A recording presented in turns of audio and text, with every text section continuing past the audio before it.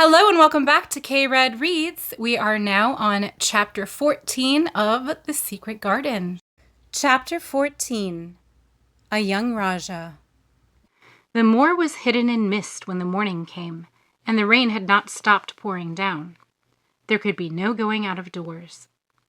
Martha was so busy that Mary had no opportunity of talking to her, but in the afternoon she asked her to come and sit with her in the nursery. She came, bringing the stocking she was always knitting when she was doing nothing else. "What's the matter with thee?" she asked as soon as they sat down. "Thou looks as if thou'd something to say." I have found out what the crying was," said Mary. Martha let her knitting drop on her knee and gazed at her with startled eyes. "Thou hasn't!" she exclaimed. "Never!" "I heard it in the night," Mary went on, "and I got up and went to see where it came from. It was Colin. I found him." Martha's face became red with fright. Miss Mary," she said, half crying, "thou shouldn't have done it. Thou shouldn't. Thou'll get me in trouble. I never told thee nothing about him, but thou'll get me in trouble. I shall lose my place, and what'll mother do?" "You won't lose your place," said Mary. "He was glad I came. We talked and talked, and he said he was glad I came." "Was he?" cried Martha. "Art thou sure? I doesn't know what he's like when anything vexes him. He's a big lad to cry like a baby, but when he's in a passion he'll fair scream just to frighten us. He knows us daren't call our souls our own." "He wasn't vexed," said Mary. "I asked him if I should go away, and he made me stay. He asked me questions, and I sat on a big footstool and talked to him about India, and about the robin and gardens. He wouldn't let me go. He let me see his mother's picture. Before I left him, I sang him to sleep." Martha fairly gasped with amazement. "I can scarcely believe thee," she protested. "It's as if thou'd walked straight into a lion's den. If he'd been like he is most times, he'd have throwed himself into one of those tantrums and roused the house. He won't let strangers look at him." "He let me look at him. I looked at him all the time, and he looked at me. We stared," said Mary. "I don't know what to do," cried agitated Martha. "If Mrs. Medlock finds out, she'll think I broke orders and told thee, and I shall be packed back to mother." "He is not going to tell Mrs. Medlock anything about it yet. It's to be a sort of secret just at first," said Mary firmly, "and he says everybody is obliged to do as he pleases." "Aye, that's true enough. The bad lad," sighed Martha, wiping her forehead with her apron. "He says Mrs. Medlock must, and he wants me to come and talk to him every day, and you are to tell me when he wants me." "Me?" said Martha. "I shall lose my place. I shall for sure." "You can't if you are doing what he wants you to do, and everybody is ordered to obey him," Mary argued. "Does thou mean to say," cried Martha with wide-open eyes, "that he was nice to thee?" "I think he almost liked me," Mary answered. "Then thou must have bewitched him," decided Martha, drawing a long breath. "Do you mean magic?" inquired Mary. "I've heard about magic in India, but I can't make it. I just went into his room, and I was so surprised to see him I stood and stared. And then he turned round and stared at me, and he thought I was a ghost or a dream, and I thought perhaps he was. And it was so queer being there alone together in the middle of the night, and not knowing about each other. And we began to ask each other questions, and when I asked him if I must go away, he said I must not." "The world's coming to an end," gasped Martha. "What is the matter with him?" asked Mary. "Nobody knows for sure and certain," said Martha. "Mr. Craven went off his head like when he was born. The doctors thought he'd have to be put in an asylum. It was because Mrs. Craven died, like I told you. He wouldn't set eyes on the baby. He just raved and said he'd be another hunchback like him, and he'd better die." "Is Colin a hunchback?" Mary asked. "He didn't look like one." "He isn't yet," said Martha, "but he began all wrong. Mother said that there was enough trouble raging in the house to set any child wrong. They was afraid his back was weak, and they've always been taking care of it, keeping him lying down and not letting him walk. Once they made him wear a brace, but he fretted so he was downright ill. Then a big doctor came to see him and made him take it off. He talked to the other doctor quite rough, in a polite way. He said there's been too much medicine and too much letting him have his own way." "I think he's a very spoiled boy," said Mary. "He's the worst young nowt as ever was," said Martha. "I won't say as he hasn't been ill a good bit. He's had coughs and colds that's nearly killed him 2 or 3 times. Once he had rheumatic fever, and once he had typhoid. Mrs. Medlock did get a fright then. He'd been out of his head, and she was talking to the nurse, thinking he didn't know nothing, and she said, 'He'll die this time, sure enough, and best thing for him and for everybody.' And she looked at him, and there he was with his big eyes open, staring at her as sensible as she was herself. She didn't know what had happened, but he just stared at her and says, 'You give me some water and stop talking.'" "Do you think he will die?" asked Mary. "Mother says there's no reason why any child should live that gets no fresh air and doesn't do nothing but lie on his back and read picture books and take medicine. He's weak and he hates the trouble of being taken out of doors, and he gets cold so easy he says it makes him ill." Mary sat and looked at the fire. "I wonder," she said slowly, "if it would not do him good to go out into a garden and watch things growing. It did me good." "One of the worst fits he ever had," said Martha, "was one time they took him out where the roses is by the fountain. He'd been reading in a paper about people getting something called rose cold, and he began to sneeze and said he'd got it, and then a new gardener as didn't know the rules passed by and looked at him curious. He threw himself into a passion, and he said he looked at him because he was going to be a hunchback. He cried himself into a fever and was ill all night. If he ever gets angry at me, I'll never go and see him again," said Mary. "He'll have thee if he wants thee," said Martha. "Thou may as well know that at the start." Very soon afterwards a bell rang, and she rolled up her knitting. "I dare say the nurse wants me to stay with him for a bit," she said. "I hope he's in a good temper." She was out of the room about 10 minutes, and then she came back with a puzzled expression. "Well, thou's bewitched him," she said. "He's up on the sofa with his picture books. He's told the nurse to stay away until 6 o'clock. I'm to wait in the next room. The minute she was gone, he called me to him and says, 'I want Mary Lennox to come and talk to me, and remember you're not to tell anyone. You'd better go as quick as you can.'" Mary was quite willing to go quickly.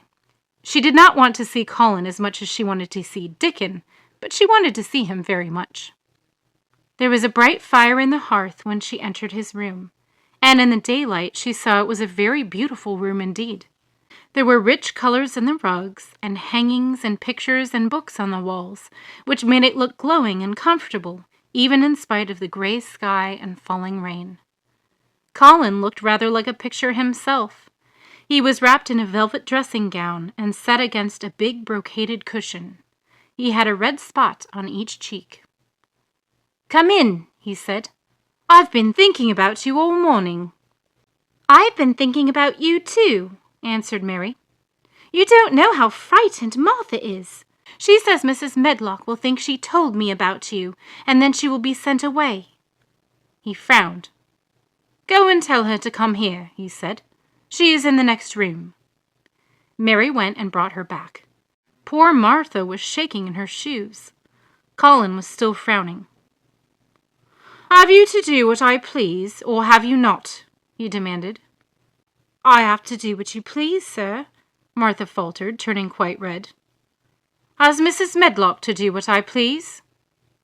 Everybody has, sir, said Martha.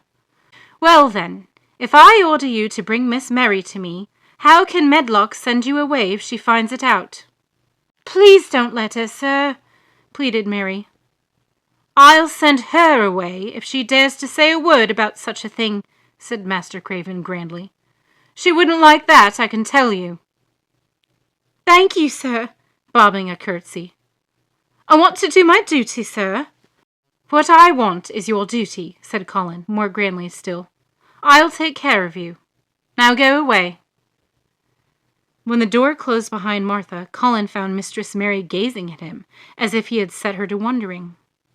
Why do you look at me like that? He asked her. What are you thinking about? I am thinking about two things. What are they? Sit down and tell me. This is the first one, said Mary, seating herself on the big stool. Once in India, I saw a boy who was a Rajah. He had rubies and emeralds and diamonds stuck all over him. He spoke to his people just as you spoke to Martha. Everybody had to do everything he told them, in a minute. I think they would have been killed if they hadn't. I shall make you tell me about Rajahs presently, he said. But first tell me what the second thing was. I was thinking, said Mary, how different you are from Dickon. Who is Dickon? He asked. What a queer name.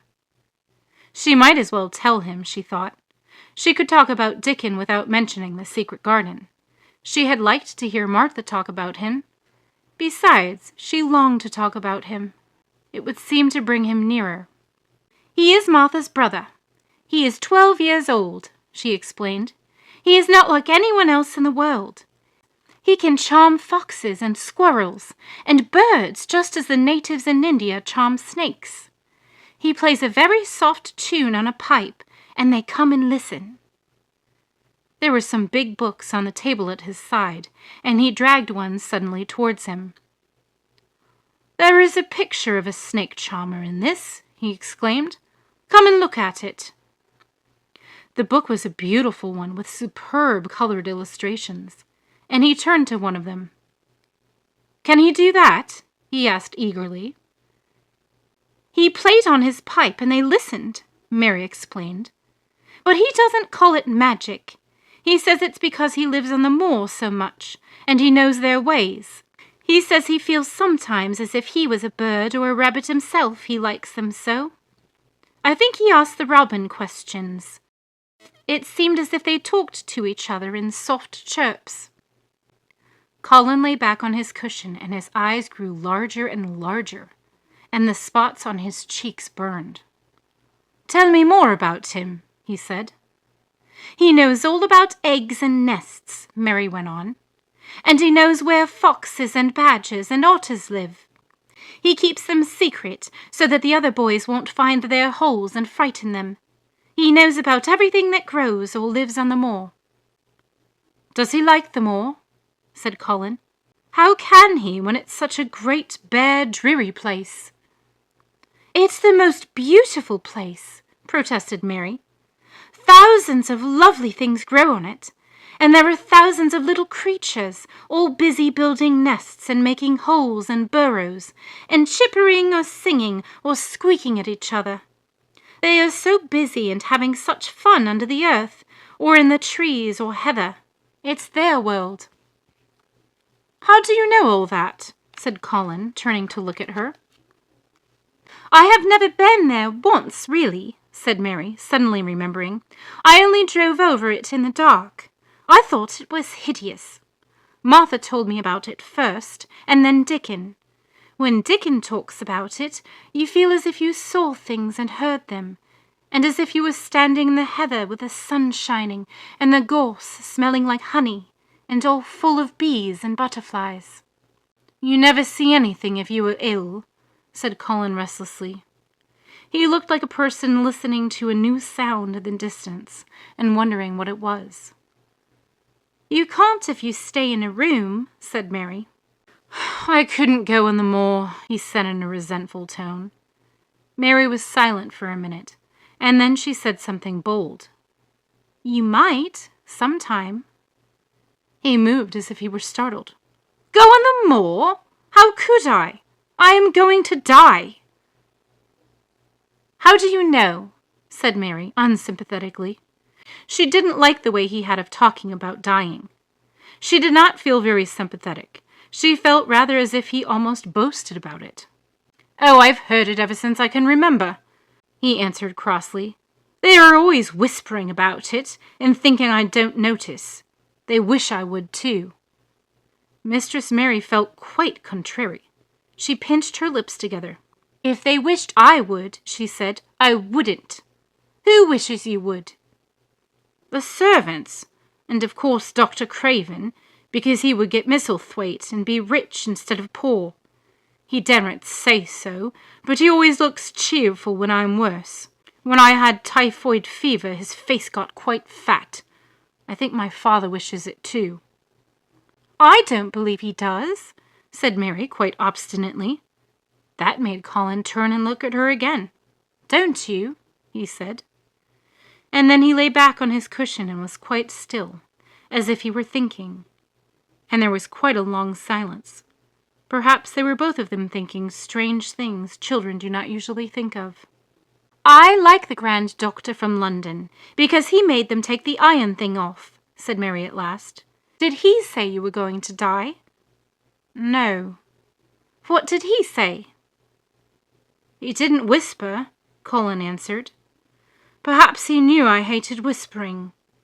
I heard him say one thing quite aloud. He said, 'The lad might live if he would make up his mind to do it. Put him in the humour.' It sounded as if he was in a temper."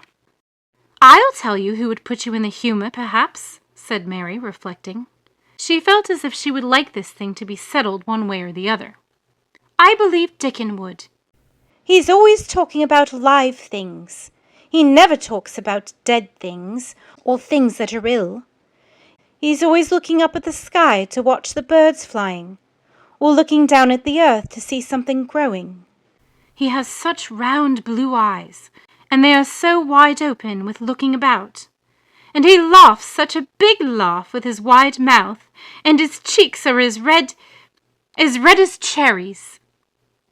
She pulled her stool nearer to the sofa, and her expression quite changed at the remembrance of the wide curving mouth and wide open eyes.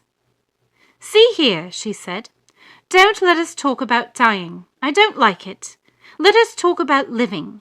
Let us talk and talk about Dickon, and then we will look at your pictures." It was the best thing she could have said. To talk about Dickon meant to talk about the moor and about the cottage and the 14 people who lived in it on 16 shillings a week, and the children who got fat on the moor grass just like wild ponies, and about Dickon's mother and the skipping rope and the moor with the sun on it, and about pale green points sticking up out of the black sod. And it was all so alive that Mary talked more than she had ever talked before, and Colin both talked and listened as he had never done before either. And they both began to laugh over nothing, as children will when they are happy together. And they laughed so that in the end they were making as much noise as if they had been two ordinary, healthy, natural 2-year-old creatures, instead of a hard little unloving girl and a sickly boy who believed that he was going to die. They enjoyed themselves so much that they forgot the pictures and they forgot about the time. They had been laughing quite loudly over Ben Weatherstaff and his robin, and Colin was actually sitting up as if he had forgotten about his weak back when he suddenly remembered something. "Do you know there is one thing we have never once thought of," he said. "We are cousins." It seemed so queer that they had talked so much and never remembered this simple thing that they laughed more than ever, because they had got into the humor to laugh at anything. And in the midst of the fun the door opened, and in walked Dr. Craven and Mrs. Medlock. Dr. Craven started in actual alarm, and Mrs. Medlock almost fell back because he had accidentally bumped against her. "Good Lord!" exclaimed poor Mrs. Medlock, with her eyes almost starting out of her head. "Good Lord!" "What is this?" said Dr. Craven, coming forward. "What does it mean?" Then Mary was reminded of the boy Raja again. Colin answered as if neither the doctor's alarm nor Mrs. Medlock's terror were of the slightest consequence. He was as little disturbed or frightened as if an elderly cat and dog had walked into the room. "This is my cousin, Mary Lennox," he said. "I asked her to come and talk to me. I like her. She must come and talk to me whenever I send for her." Dr. Craven turned reproachfully to Mrs. Medlock. "Oh, sir," she panted, "I don't know how it's happened. There's not a servant on the place that dare to talk. They all have their orders." "Nobody told her anything," said Colin. "She heard me crying and found me herself. I am glad she came. Don't be silly, Medlock." Mary saw that Dr. Craven did not look pleased, but it was quite plain that he dare not oppose his patient. He sat down by Colin and felt his pulse. "I'm afraid there has been too much excitement. Excitement is not good for you, my boy," he said. "I should be excited if she kept away," answered Colin, his eyes beginning to look dangerously sparkling. "I am better. She makes me better. The nurse must bring up her tea with mine. We will have tea together." Mrs. Medlock and Dr. Craven looked at each other in a troubled way, but there was evidently nothing to be done. "He does look rather better, sir," ventured Mrs. Medlock. "But," thinking the matter over, "he looked better this morning before she came into the room." "She came into the room last night. She stayed with me a long time. She sang a Hindustani song to me, and it made me go to sleep," said Colin. "I was better when I wakened up. I wanted my breakfast. I want my tea now. Tell nurse, Medlock." Dr. Craven did not stay very long. He talked to the nurse for a few minutes when she came into the room and said a few words of warning to Colin. He must not talk too much. He must not forget that he was ill. He must not forget that he was very easily tired. Mary thought that there seemed to be a number of uncomfortable things he was not to forget. Colin looked fretful and kept his strange, black-lashed eyes fixed on Dr. Craven's face. "I want to forget it," he said at last. "She makes me forget it. That is why I want her." Dr. Craven did not look happy when he left the room. He gave a puzzled glance at the little girl sitting on the large stool. She had become a stiff, silent child again as soon as he entered, and he could not see what the attraction was. The boy actually did look brighter, however, and he sighed rather heavily as he went down the corridor. "They are always wanting me to eat things when I don't want to," said Colin, as the nurse brought in the tea and put it on the table by the sofa. "Now, if you'll eat, I will. Those muffins look so nice and hot. Tell me about Rajas." The end. If you like these videos, click like and subscribe for more. And come back again next time for Chapter 15. Good night.